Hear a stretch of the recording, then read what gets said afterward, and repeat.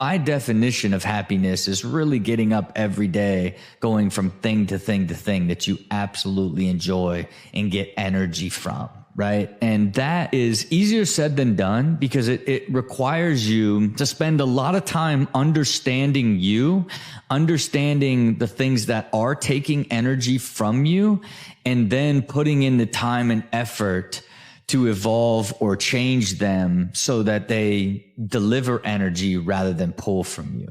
But it's really, truly where you're going to find true happiness. I may not understand the situation that I'm going through, but it's not my job to understand it. It's my job to embrace it. There is a big difference. I think a lot of people fall into the trap of always trying to understand what's happening to them instead of just embracing it.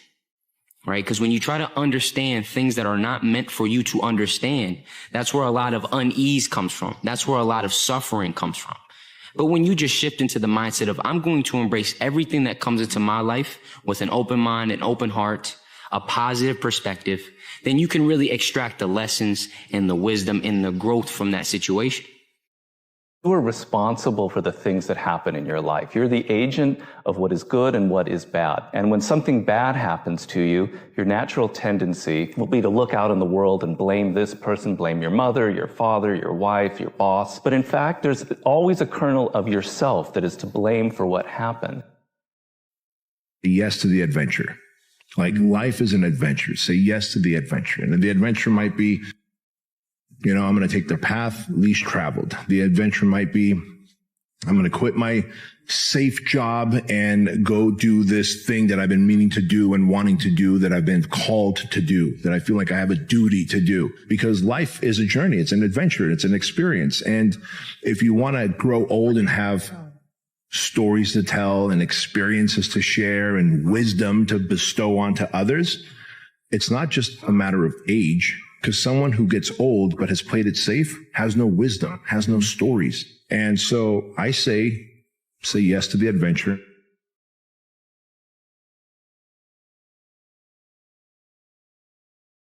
You only need two things in this life: clarity on your goals and an unwavering commitment to make them a reality.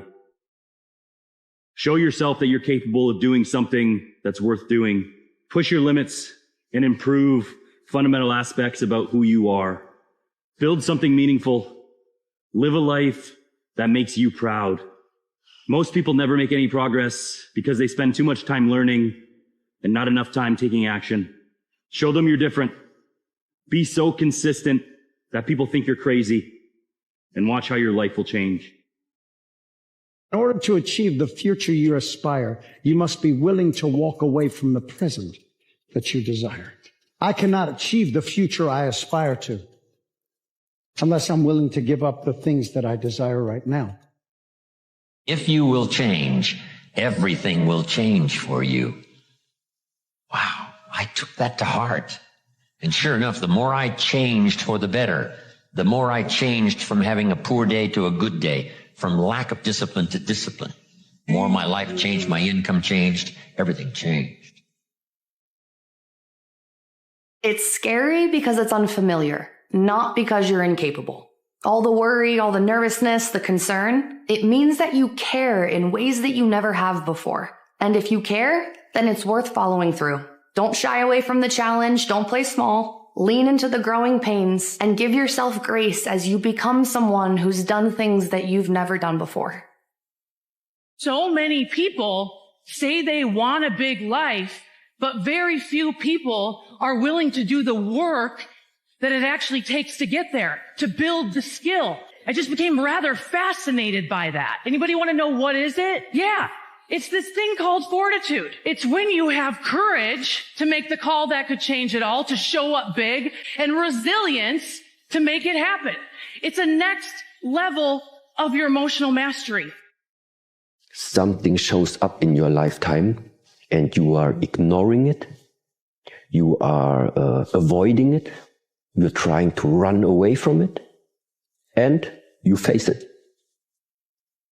You face the anger, you face the fear, you face the jealousy, you face the pain, you face what you don't like, you face the fact that you are out of your comfort zone, Why? Because you know that once you have overcome it and find a solution for it, it's solved for this lifetime. If you tell your friend tomorrow, 9 a.m., I'm going to meet you at the gym, you're going to be at the gym at 9 a.m. just because you don't want to let him down. But if you tell yourself tomorrow at 9 a.m., I'm going to be at the gym, you're not going to show up. You're going to be late. Why? Because it's you. It's you against you. You against you. And if you misunderstand that, you have a real problem.